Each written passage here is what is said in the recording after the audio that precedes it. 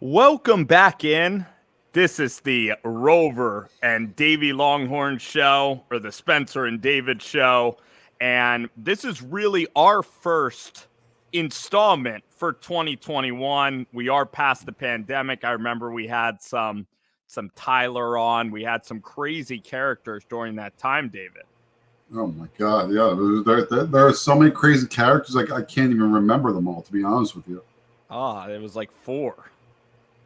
Yeah, I mean, all four of my friends. All four of your friends, all one of my friends. So combined, we have about what 7 total people and friends, maybe. That math 4 plus 1 somehow just became 7. But yeah. And Josh has shared, and Coach Vince puts it all together. Exactly. Vince now has a baby, so we can't get him on the show. He's too big time for us. But you know what? We're here pedaling on. You know what?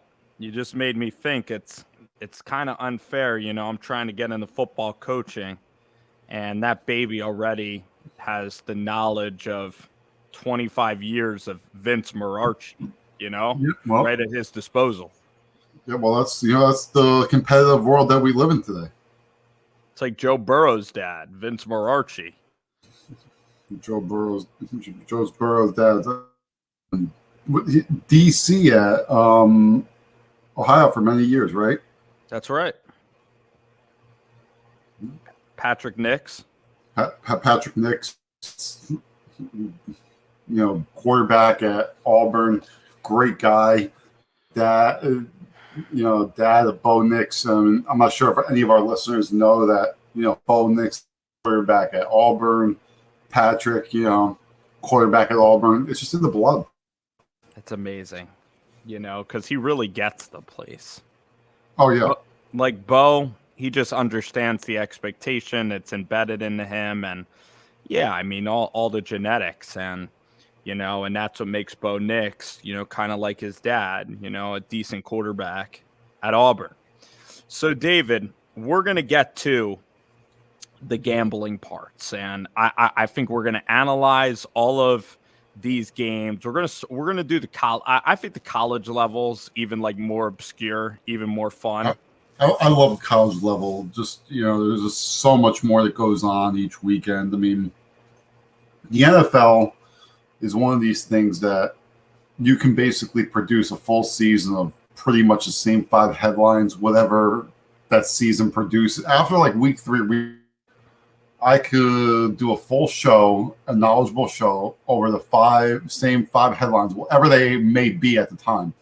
College football, I mean, every week it's different. There's so many different landscapes, there's so many different bowls that matter, conference championships, coaches on the move, always potentially, good or bad, programs that used to be good. What are they going to do now? Are they going to fire their coach? Or programs that are on the up and coming? Are they going to be able to keep their coach? It's definitely a lot more fun to keep track of. Yeah, you're so right. I just need the stimulation of all that goes on. I mean, David, there's games in college that me and you might not even watch, like Jacksonville State, Florida State. Don't even know what's going on. And it's like, holy shit, this is amazing. Or you wake up to Fresno State beating Chip Kelly. New quarterbacks, new offensive systems, crazy characters, weird interviews, people getting paid, new recruits, high school juniors. It's some people, the people who don't like college football, they say it's too much to keep track of, but that's kind of why we love it. Oh, exactly. And college football is one of these things that, unless you just go games of the year in the playoffs and like the SEC championship in the playoffs, you're right. All year round, you're not going to be able to have the same conversation with certain people. So it throws you that you're like, whoa, where'd that come from? Because the names are constantly changing. The faces are changing in college football. But the one thing that's always there is the pageantry, the tradition. And every Saturday, filled stadiums. Damn right. It really makes a difference. And it's even better atmospheres than NFL. Just is. Yeah, I agree. So let's dive into this. So you have the slate open, right? I always have the slate open. I love it. Oh, I love having that slate.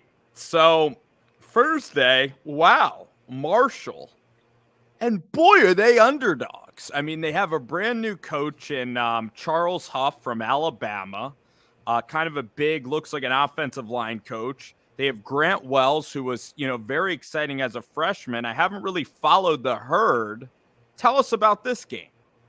I mean, there is a name in there that, I think a lot of college football, of maybe even, I won't say deep college football fans, but potentially college football fans, you'll see a quarterback on Appalachian State that you might, Lawrence's backup, Chase Bryce, plays for Appalachian.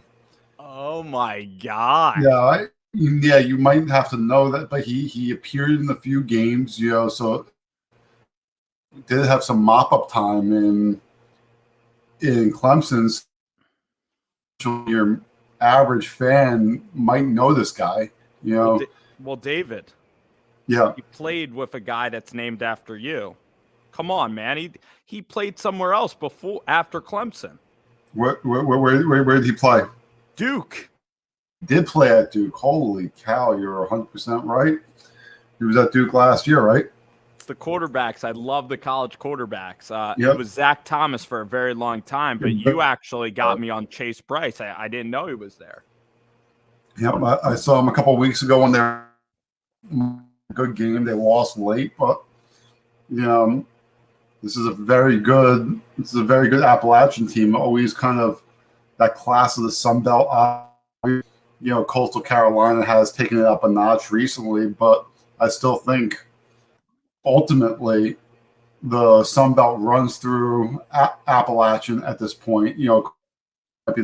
Historically, that's where it's at. And, Grant Wells is one of these guys who you thought could have been on that path of where Grayson McCall of Coastal has gotten to, where that elite non-power 5 quarterback, and just hasn't seemed, in my opinion, hasn't seemed quite to come to fruition over the last year or so.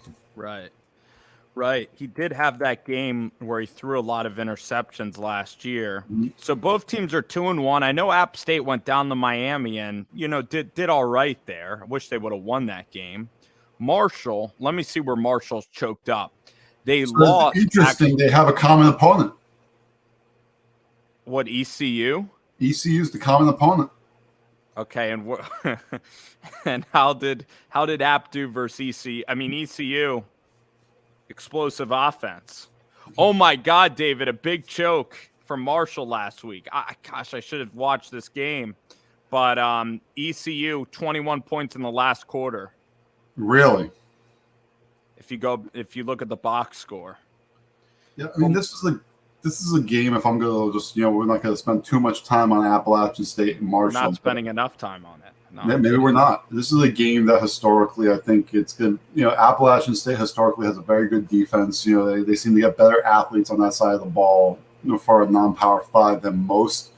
And you have a quarterback that's competent in Chase Bryce. So I would take Appalachian, lay the points in the 7, and kind of just say, Marshall on the defensive side of the ball might not be able to produce enough stops. That I think Appalachian can control both lines of scrimmage. You get 7 and the hook, and Marshall's still very good. So it's a game. It's an obvious stay away, but I agree with that. All right, then we got our boy Will Healy. I don't know about Middle Tennessee. We know about Charlotte. #Charlotte. Middle Tennessee. I don't really know about Middle Tennessee. I know Charlotte. They lost somewhere along the line, unfortunately. They went on the road. I'll tell you where Georgia State got them pretty good last week.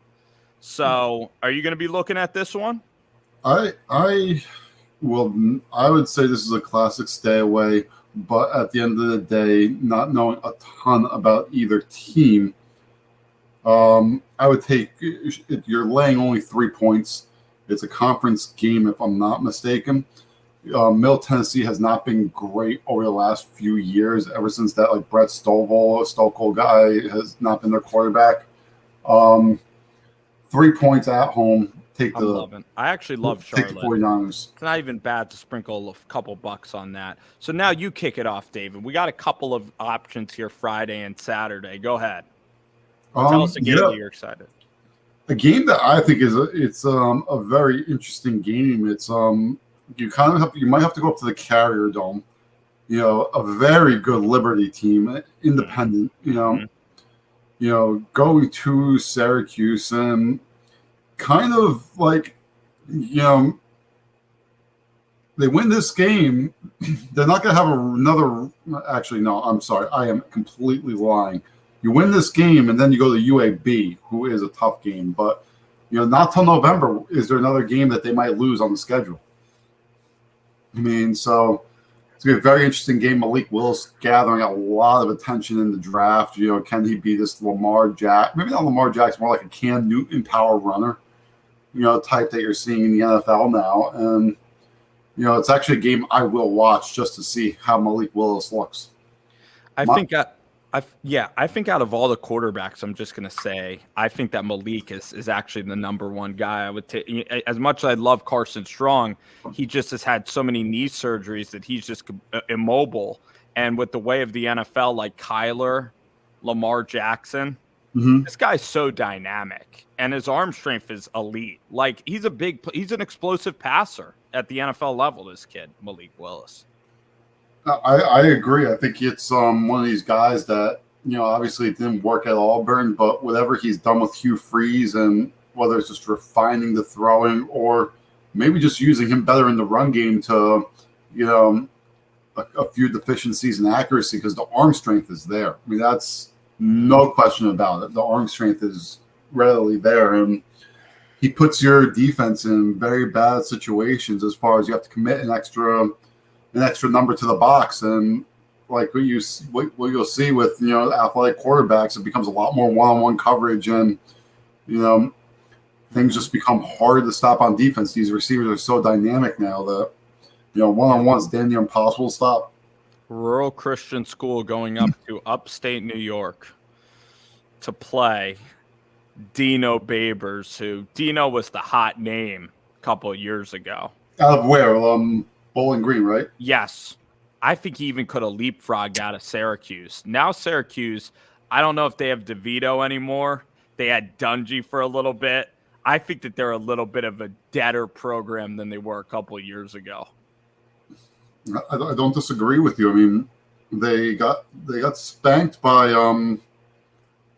Rutgers a couple weeks ago. So I think like in a low-scoring game, Rutgers beat them, but Rutgers is undefeated. Yeah. All right, let's go to College Game Day at Soldier Field. This is an interesting place to put College Game Day. I would have put it in another place, but it's Notre Dame. And David, I don't know if you've been going against Notre Dame. I think they covered last week. Boy, you know what it's like, actually? It was like Texas Notre Dame, right, with Florida State. Remember Shane Buechele and the 18-wheeler game? Yep. Just 3 weeks ago. Terrell Swoops. What? I said Terrell Swoops. Yes. Yeah, Tyrell or Tyrone. Yep. Oh, my God, with Herman and Buechele. Remember, we were saying Florida State was like on the rise, and you've kind of called the demise of Florida State. But here, Wisconsin. Boy, oh boy, the over-under is 46 in this game. It's a lot of points on a neutral field for Wisconsin, I feel.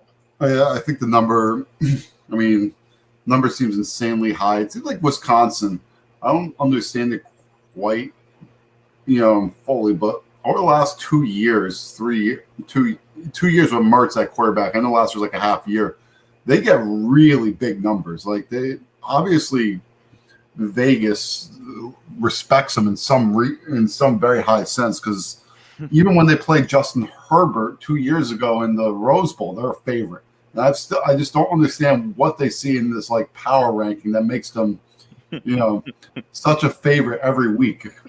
Like there's something that says to Vegas, hey, this is a good program, and they have to give a lot of points to that. There's something about Mertz, man. Yep. then there's something about Mary, but the thing, maybe Mertz has some dice in Vegas. I have no clue. But well, maybe they're saying that Notre Dame sucks. That they're saying Notre Dame sucks and Jack Cohn sucks, and Wisconsin knows Jack Cohn. It's a Jack Cohn revenge game. Big time revenge game. But here's the thing is that Notre Dame, Wisconsin, I don't think they could beat anybody by 7, but their defense is still Wisconsin, Their defense is still good. I think Notre Dame's a play, but it's not even one of my – we're going to get to our favorites. If you see a favorite here at the 12 o'clock hour, you should shout out the favorite, Well, I mean, at the 12 o'clock hour, I mean, there's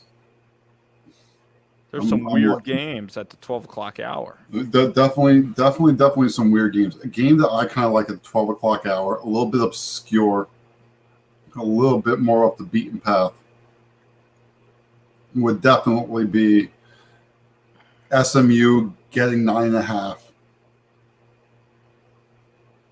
Another game that I think will age poorly it's just a weird time for the game in general, but I think Boise State lights into what's called Utah State, and this Utah State experiment goes down in flames. But David, how Vegas loves Graham Mertz? Yeah. You love Boise State and you love Hank Bachmeier. Well, I think it's just what's it called on the road. I don't think that Utah State is going to be able to score at the rate that they're going to need to be able to, because I think Utah State's defense is poor. I think last week they had a couple of unfortunately bad calls by the referees, and that Oklahoma State beats them on a game that the referees kind of controlled with a couple of quick whistles on what would have been a couple scoop and scores. Instead of a couple defensive touchdowns, they just had to accept the ball. The referee saying the ball was down by contact, plays on the review. And interesting. 2 different times they had scoop and scores that got pulled back, and Bachmeier was not very good, but I don't think that Utah State's defense can be able to produce the stops that Oklahoma State can. David, that is the worst way when they view the scoop and score. But I kind of like that. I like just like Washington was playing Arkansas State, and Arkansas State's defense sucked.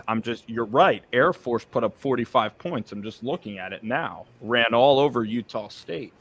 You've been watching a lot of Utah State. Yeah, I'm just not. I don't believe in them.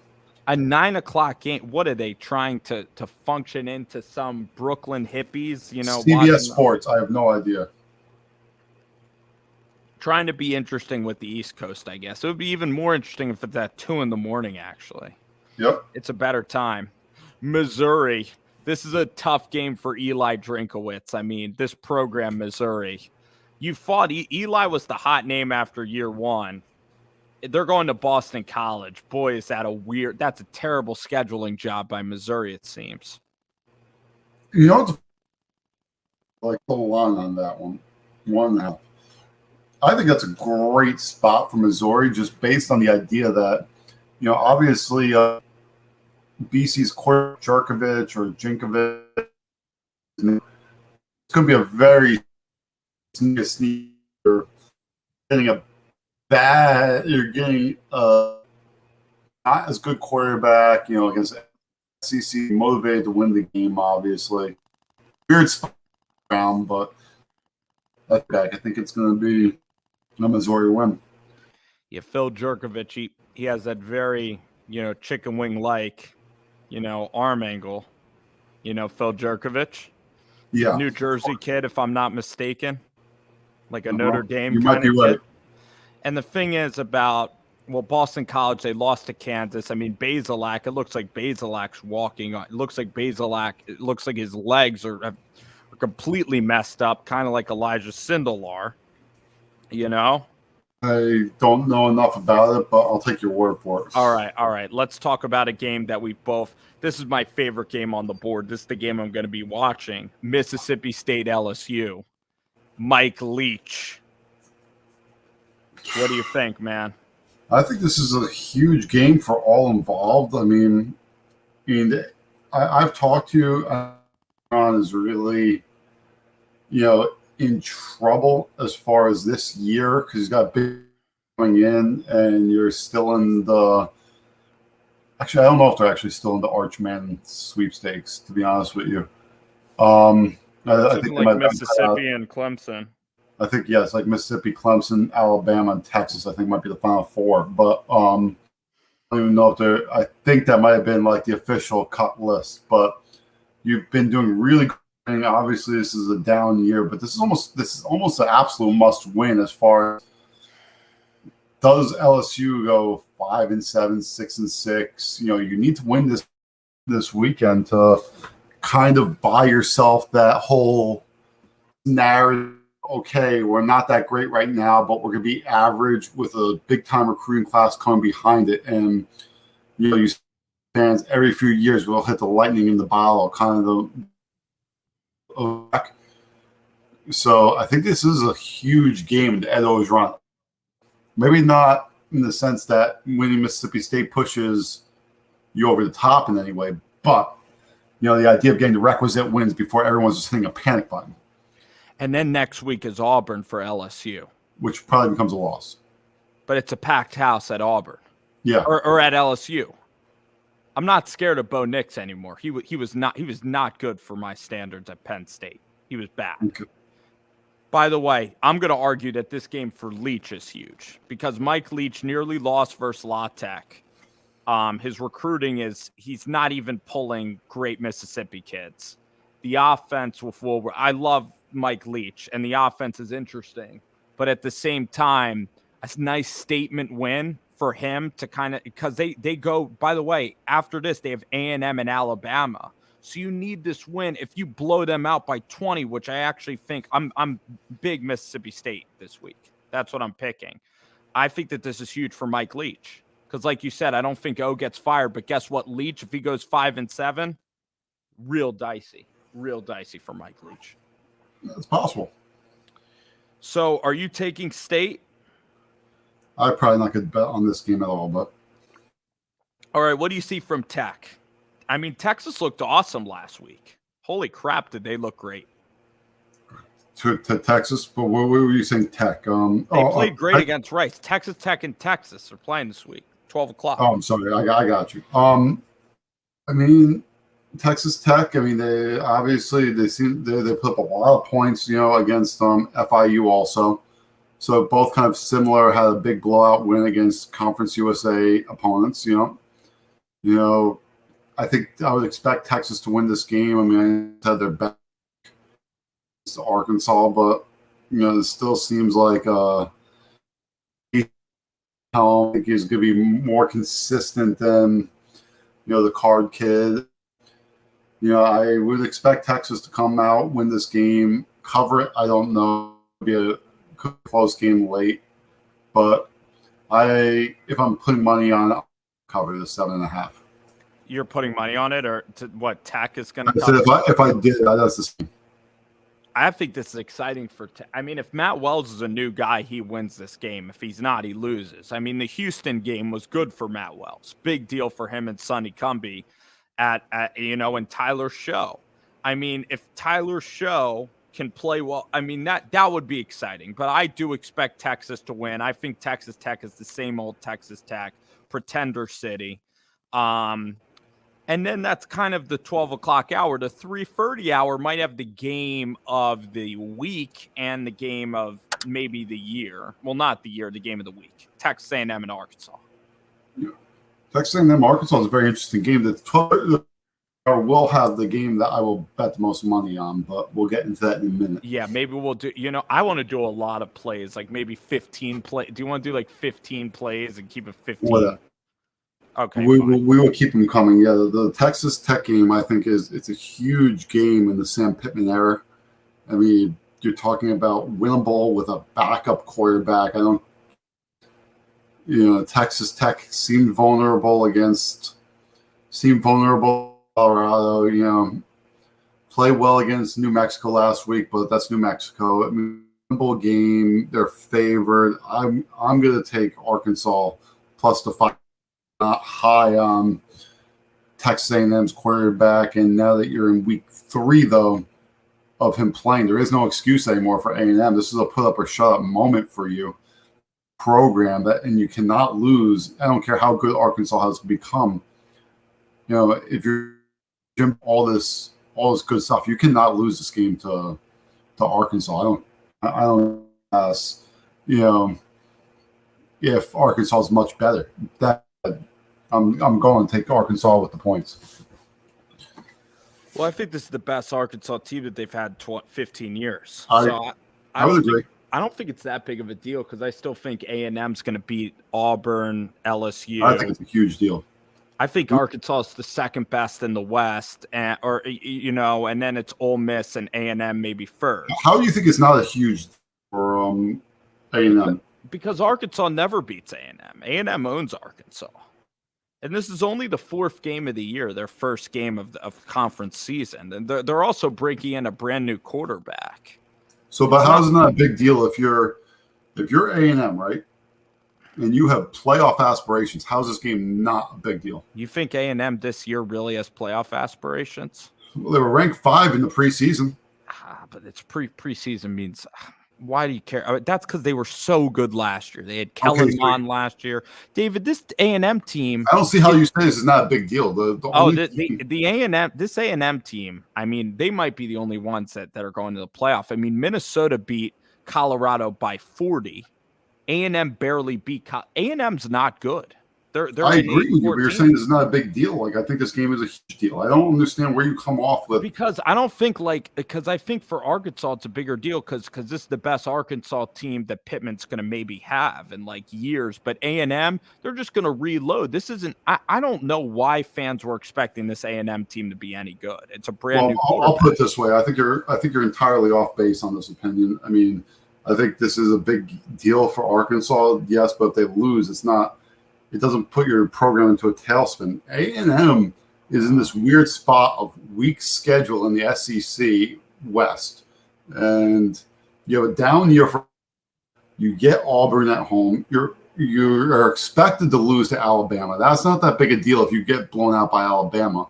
And to be honest with you, you have one real tough game at Ole Miss on the road. So this game is a huge deal as far as if you could win this game. It's a huge deal in the sense that you have a legitimate path to the playoff, even with a 50-point loss to Alabama. Right. I mean, on the other side for Arkansas, if they don't beat A&M this year, they're never going to beat them. I mean, this is the best Arkansas team. I mean, this defense is so great. I mean, you have Kendall Browse and Barry Odom. I'd be horrified about, losing one of those guys. Let's put it this way. Arkansas loses this week. They're going to be in that territory of potentially they might not win another game until Arkansas Pine Bluff. Arkansas, you're saying that? Yeah, I would say you lose this week. Come on, man. They're beating Mississippi State. Okay, do you know what their schedule looks like? Let me look up their schedule. They are in a must-win situation too because they have a lot of momentum, right? Okay, so they're going to Georgia. You could be looking at 4 straight losses. Hypothetical. Georgia's the best team that they're going to play. Georgia's hypothetical 4 straight losses if they were to lose this week. Ole Miss, I mean Arkansas. I mean Ole Miss. Those two programs, Arkansas and Ole Miss, historically, right, are on the same level. Would you agree with that? I'm just saying. I agree with you that A&M last year has taken a step up over Arkansas, but Mississippi, I mean, it's Pittman versus Lane in year 2. And I know Lane's got I'm going to take Ole Miss in this. I'll take Ole Miss in that one. Ole Miss will probably be Ole Miss will be favorite. At home. It's a different dynamic, and then you think there'll be a 6-point favorite against Arkansas? I think that they're 7 or more. Arkansas's got to beat Auburn now. Period. They can beat Auburn. I'm not saying that it's going to happen. I'm just saying you're potentially looking at 4 straight losses. I'll tell you the games that I think that Arkansas is winning. I actually have them this week. I have them beating Auburn, LSU, and Mississippi State, and Missouri. So what is that? That's like they got to get to 9 wins under Pittman this year. Yeah. So I'm putting the bar damn high for Sam Pittman. They're good, and you know what? He's earned it. He's earned expectation, and they got to tote the rock, man. Yeah, it's exciting. Arkansas fans should be very excited. Do you remember those Austin Allen games? By the way, when who was the coach before Jimbo at Texas A&M? Why the heck? I don't know if it was Sumlin. Sumlin was the coach there. Yeah. Okay. Do you remember those shootouts where A&M would win like in overtime all those years, David? Yeah. Oh, the 12 o'clock game. It's at Jerry World too. I like the tradition. I really do. Yeah. But yeah, we really did break that down. I like your angle on A&M. I really do. But I think that Jimbo bought himself some time. I'll tell you 2 games here that are big at 3:30. Louisville and Florida State. Yeah, I mean, it's a big game in the sense that at what point is Florida State going to win a game? Louisville walks in there a 1.5 point favorite. Oh my God. Yeah. Florida State not win a game yet? Have not won a game. And then last year they ditched out on Clemson and oh my God. Yeah, I was a big Norvell guy, but I'm starting to get worried. Their quarterback situation's not good. You know, then they have Syracuse. Well, they have UNC, UMass. This is going to be it's going to be tough to keep Norvell, right? After this year. I think Norvell survives another year ultimately, but Norvell has created a hot seat, even a hotter seat than need be, especially by losing that Jacksonville State game. If they don't beat, but if it's terrible, it could be gone this year. I mean, you lose to Louisville out of nowhere, you're 0-4, and then you're starting to say, when is this team going to win the game? And Satterfield at Louisville, I think Petrino ran them dry. Yeah, I think Satterfield's doing a just fine job. Yeah, he's boring. It's a boring program. It's like Virginia Tech a little bit. Yeah. So, my favorite game of the week to bet. There's one game off the beaten path a little bit, but I love it. Is it still Power 5? No Power 5. I'm going to have to guess this. One lower to mid-level team against the worst team in the FBS. Oh, okay. Connecticut Huskies. I do not think Connecticut has any ability to stay within 30 points of anybody. Of Wyoming? Of Wyoming. Last week they didn't score points until Army decided to show the white flag on them a little bit. And was playing like Army shouldn't be doing. Army was playing pure backups, and what you have to understand about Army's backups is, these are not scholarship players. These are guys out there. It was a much like they were playing like 4th and 5th string guys like out there. Like Connecticut, if you have seen them, they're the worst bunch of football team they're slow, they're bad, they can't move the ball in offense. How talentless are they? They don't have talent in Connecticut don't exist. They're in the American. Wyoming has the one thing that translates in this type of cover on the road: a strong running game.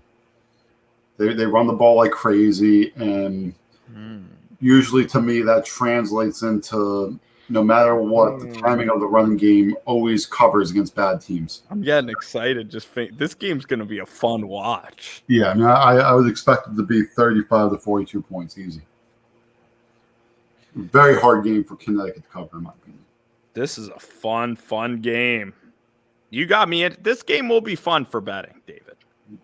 Oh, yeah. I mean, I agree. I mean, maybe I'm hyping up too much, but no, you're not. This is the shit I love. I'll watch any game, David. I want to be right on this game more than any other. David, I love this. Yeah, you got to find that team that I guess you bet. It's a smart way to go about it. Yeah, if you've watched them, God bless you. But also, that this team just lacks any talent, and it takes literally every week the team just has to have mercy on them for this game not to be 70-0 each week. Sounds hysterical. Sounds great. You're even motivating me to watch them now. The way I look at those type of teams, yeah, these games, like you could say, oh, yeah, they're around 30, this, that, the other thing. But it's like teams lose motivation after 35 to really start running it up. Sometimes. but they always get to that point of 35, 28, 35 points before they kind of take their foot off the gas. So, these games could be 70 points each week. Yeah, and then they can't score from what you're saying. Yeah, very hard time scoring unless it's garbage time. And quarterback can't throw deep. Yeah, and then also if you score that 28th point, it's still with the running attack, it's the quarterback situation is, dire. Insane. Yeah. All right. How about Rutgers, Michigan? I mean, Michigan laid the lumber. Michigan can maybe win that game big. Tell me what the line is because 20 and a half. How much? 20 and a half. Where's the game? Michigan. I'm taking Rutgers. Is Rutgers good? I don't know, but I'm taking Rutgers. Michigan beat Northern Illinois by 50. That's fine. I'm taking Rutgers. Okay. Let me tell you. Chiano's got them on the right track. 20 and a half points, 20. 20 and a half, yeah. Yes, okay. So almost 3 touchdowns. I don't know if I'm comfortable with that. I mean, Rutgers has been, very good for where they are, experienced quarterback, Undefeated. It seems like that's just a big number to lay. If they can run the ball, if their defense is it. Yeah, I'm giving Rutgers some credit here. Schiano. I'm on the Schiano train. I'm a Schiano believer for within that program. He's always the right fit, and he can kind of make them a bowl eligible type of program. He's great at Jersey. That's the one place he fits. It is. Don't tell me he needs to go to Tennessee. Don't tell me he needs to go anywhere else. Rutgers is the only place that Greg Schiano can be successful for that environment. Yeah. Knows the landscape, knows every high school coach. Yeah. All right. How about Baylor? Baylor, Iowa State. This is going to be a fun game. I mean, Baylor's offense worries me even with Jeff Grimes as higher. Mm-hmm. Iowa State laid the lumber on UNLV. I thought UNLV would play better last week. That was a 30-point line again. What do you think of Iowa State? Did Iowa State cover that? I think they did. 6.5 points. I'm assuming Iowa State's on the road. Yes. They won 48-3 last week. Okay. I think this is a good spot for Iowa State. I think Iowa State has defense that travels. They struggled against Iowa, but there's no shame in what I think is a very good Iowa team to struggle against. I think within the Big 12 structure, Iowa State is the second best team. Hurts me to say that as a Texas fan, but I think that they're a little bit more consistent, and they will be in that championship game. When all is said and done, Brock Purdy is a very good, not great college quarterback, but in this type of a game, they should win. They have a running game that travels 6.5. I expect them to cover that. Breece Hall. Yeah. Breece Hall. And then, David, you're looking at the rest of the slate, aren't you? I am looking right now. There's so many good games to watch. I think the 7 o'clock hour, David, it has my favorite games. All right. Well, my favorite game is coming at 6 o'clock, just because my affinity for UCLA. Dorian Thompson-Robinson versus Stanford. I'm just so scared it's on Pac-12 Network. Oh my God! But yeah, that's So Stanford's getting their shit together a little bit, though. Seems like it's kind of that same mold. David Shaw every year. I think it's kind of that same idea of he's the perfect coach for Stanford. Kind of keeps that boat churning. That's 8-4, 9-3 level. They're always good for what they are supposed to be. Obviously they found the quarterback in this guy, Tanner or Trevor McKee. Tanner McKee, he's like 23 years old, 6'6", Mormon Mission guy, right? Yep. And Elite 11 guy. He slings it around, a little bit older. I mean, I don't know what his NFL potential is or isn't. Well, he's a mobile. Yeah, but he seems to be that, guy. And Can UCLA run the football at Stanford? I don't know. I don't like this game for UCLA, man. Stanford's a tough place to play, a weird place to play. I'm going to take Stanford in the points. I think Stanford might win the game, and that pains me a little bit to say. I know, but Dorian Thompson-Robinson, always just must-watch TV, good or bad. It's DTR. DTR, like that UCLA offense, as we always say, it's either the best or it's the best to watch. It's painstaking. It's getting better. It's getting better, man. Zach Carbonate. Yeah. It's getting really good. How about this one? Tennessee and Florida. This is the ultimate letdown game for Florida.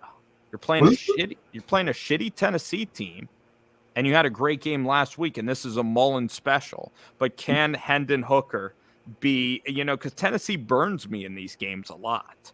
So it's 18.5. It's just probably a stay away game. By the way, when was the last time that we saw the Tennessee-Florida game, not a 3:30 on CBS? A 7 o'clock ESPN game? Right. Jesus Christ. I remember a couple night games, actually. Maybe. It always seems like to me it's the 3:30 CBS game. I'm probably not. Oh, yeah. You remember. Well, I'll tell you, when I first started, you've been watching college football longer than I have. I remember the Will Grier comeback maybe when I was in high school. Mm-hmm. Do you remember that one, David? Or, of course, yeah, and they scored like late. Yeah, 2 touchdowns late. The Felipe bomb. Yep. Josh Dobbs. What's his name? Butch. I mean, Florida always beats them, though, David. Well, believe me, I know. All right, so I'll cut to the chase. I'll tell you games I'm going to be watching. My favorite game now is Nebraska-Michigan State, just to watch. I mean, you have Scott Frost. Mel Tucker's getting it going in year 2. He's wearing shorts on the side. You saw him wear shorts on the sideline? I did. Mel Tucker's he's just pimping it out at Michigan State. I mean, this Michigan State thing is fun. And Nebraska, they played well against Oklahoma, but guess what? They lose to Michigan State. The whole game, the whole moral victory thing is gone. This is such a fun game to me. I agree with you. I mean, I think that there's so much intrigue on both sides of the ball. I think that this game, I think that the play in this game is the under at 52. I think that this is going to be a classic Big Ten run the ball, punt the ball, ugly football game. You're going to get close to the red zone. You're probably have a couple missed field goals somewhere along the line. Yep. Turnover, big plays. I expect defense to be the story of this battle. Seems like genius, David. Yeah, that's where I would go with this game. Kentucky, South Carolina. You going to watch that one? Oh, dude, that's probably an SEC network game, if I'm not mistaken. Oh my God. Liam Cohen, Will Levis. Yeah, I mean, you're very high on this one. I would expect Kentucky to cover this game, actually. I think this is a very solid Kentucky play. And guess what? Kentucky said last week, Liam Cohen, their OC, said that game, I called a horrible game against Chattanooga. They won by 5, 28-23. So it's the classic, like, Kentucky's going to come in this. They're hype. It's their first SEC game. Georgia bullied South Carolina. But, hey, I think Shane Beamer, actually, is going to be a great coach for South Carolina. Can Kentucky run the ball? I'm with you. I think Kentucky can win the game. It's going to be Luke Doty. South Carolina, if they're going to have any path to win, they're going to have to run on Kentucky. And boy, oh boy, I'm not sure that's going to happen. Yeah, I mean, South Carolina, and I watched them a few weeks ago when they played ECU noon game. Yeah, the ECU noon game. The offense is less than inspiring. It just seems like, I don't know. I'm not saying Kentucky's a world beater here, but it seems like Kentucky recently, over the last few years, is that like 8-4 type-ish program that somehow these are the games that they win. And yes, I expect them to be able to run the ball. Will Levis should be able to throw it a little bit, and I just question whether South Carolina can actually score enough points to keep up with Kentucky. Like, I'm not saying Kentucky's like a powerful offense, but I just don't know if South Carolina can really score at all. Yeah, it's going to be a fun game, man. 20 points against ECU. Satterfield, Luke Doty, Josh Vann. I mean, I like the South Carolina team. I like both teams in this game, so I'm going to love the game. From a betting perspective, this is a really fun game. This is the classic because I like doing this. You probably like betting the shittiest team in football. I like betting, the good team, the wake up game, I call it. And can Oklahoma wake up against West Virginia? And lay a hammer down against West Virginia. 17.5? It's a great question. I mean, that is absolutely a great question. I don't know. I would take West Virginia until I can see Oklahoma. Oklahoma shows the ability to beat a team big. The offense has not been inspiring. I don't even know if that's Spencer Rattler's fault. I haven't done a deep dive. Maybe the O-line play is not as good as it normally is. Who knows? Maybe the receivers are not quite at that same level where we have seen Oklahoma have these dynamic playmakers all throughout the field, and you just kind of take that for granted that you have, you just take it for granted the CD Lambs or the Hollywood Browns or the Mark Andrews. You just have these, or Trey Sermon a few years ago running the ball. Royals. It's like I'm just kind of questioning do they have that same type of player? And kind of from some accounts they do not. So well, they have the Mims guy. You know him at all? Yeah. Marvin Mims. I mean, they're good players, but are they the same caliber of first round pick or top end running back that they've had in the past? But also, Oklahoma, they're taking a lot of insults because everybody's doubting them, and then they haven't put a full game together. And then also, like Jared Doege, is he going to be able to move the ball, for the Mountaineers? And the Mountaineers, they did win a nice game, but I'd be shocked if they keep it within 17 points. I really would be very impressed. There you go. I mean, that's so I'll take that play. I'll take Oklahoma big by 28. How about Clemson? They're only a 10.5-point favorite against North Carolina State. Clemson to me looks slow. They look terrible. I don't know. I just don't think that they have the. When I was talking about Oklahoma, I really was venting my frustration with Clemson because I really have watched them now 2 games, and they just don't look like they have that same level of talent anywhere across the board. Like, you're kind of like waiting for this team to explode, but they look slow to me. Defense looks slower. They don't have the DBs just flying across the field. Linebackers just fast, and it's like, how do you move the ball against them? Even though they're not like they're giving up a ton of points, but it just doesn't seem like, even if the defense has been better, it doesn't seem like the same athleticism. The offense looks putrid at best. Like, the receivers can't make plays. I watched the receivers last week. I mean, DJ is not Trevor Lawrence. Okay, that's great, but the receivers can't get off the ball, and this seems like it's a real issue. I mean, okay, one thing against Georgia, the struggle, but Georgia Tech, I mean, you can't beat your corners one-on-one, it seems like. DJ is not, Trevor Lawrence. We all know that. And the running game seems non-existent, and the line just... Justin Ross. Yeah.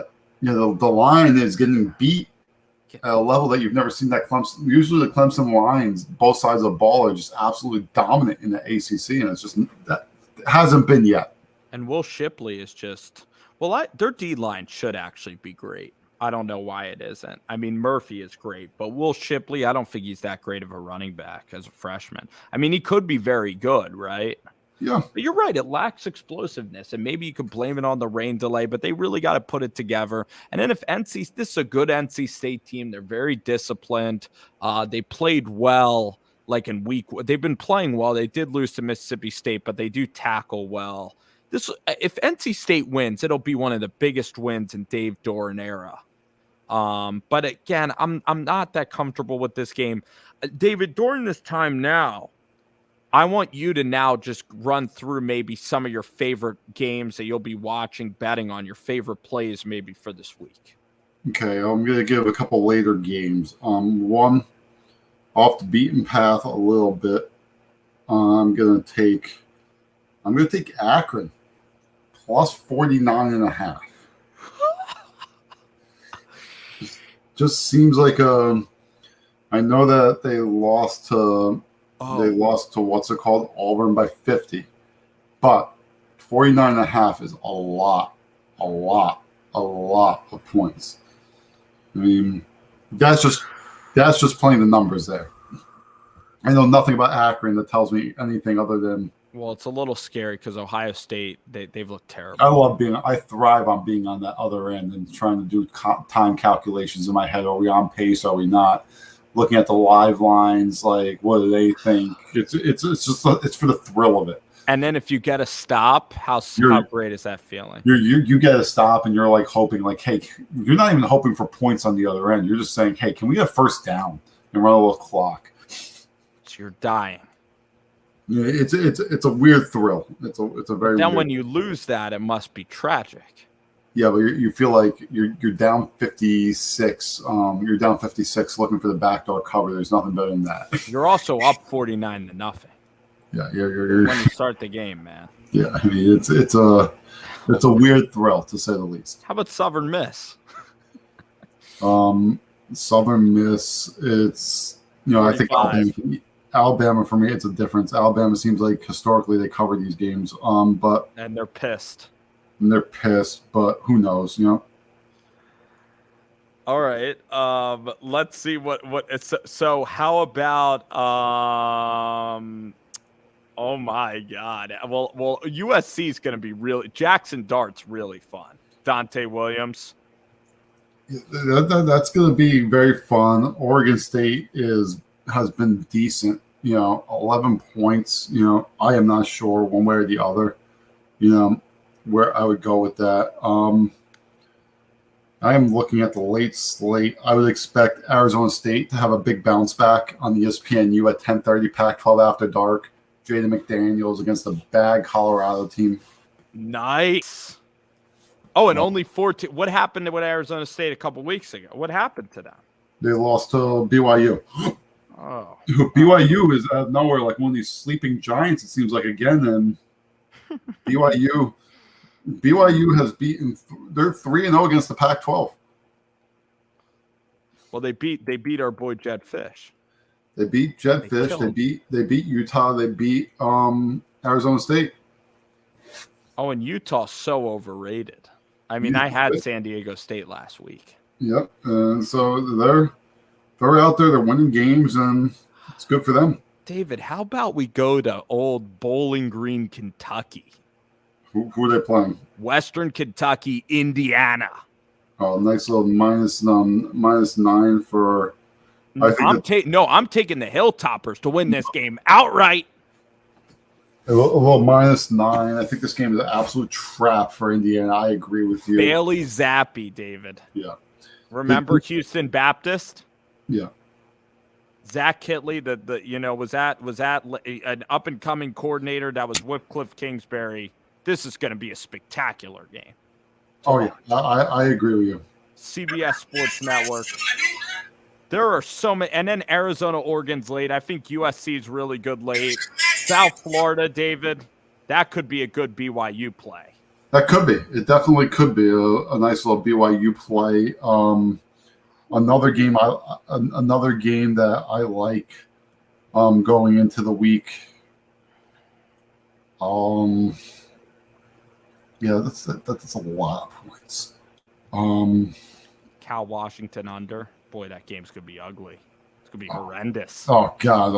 If you want to just put your COVID masks on, put your sunglasses on, put your blinders on. Do not watch that Cal Washington game. That will take years off of your life that are unnecessary. Oh, to see that awful quarterback play. I mean, that is like being in protocol.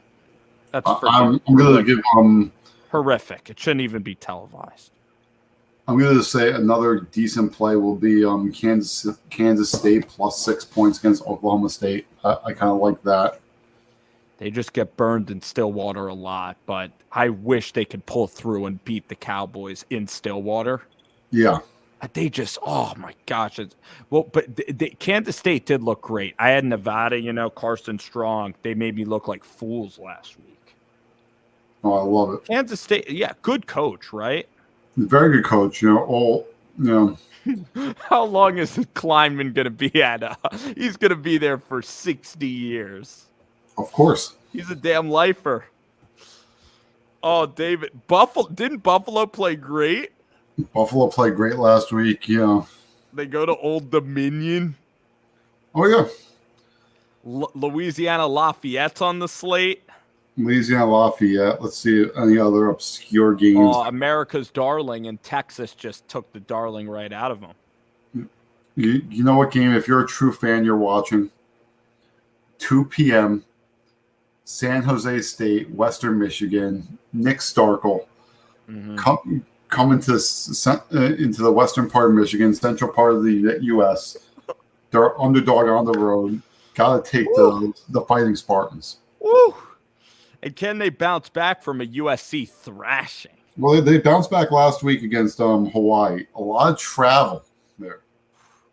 It's Starkle magic, and they won a thriller, 17-13. Yeah, I don't know about the switching a bunch of time zones over the week. So our old friend McElwain, the Shark Humper. Yep. Oh my God! I thought you were going to say Kansas Duke for the diehards. I will not watch that game. That game I wait for December to watch in basketball. Oh, that's a good point. And then our old boy Burt Bielema. Boy, have the wheels fallen off a little bit. Oh, God. They go to Purdue. But, David, we're going to keep it college football. This was a blast. So much fun talking about the slate, wasn't it?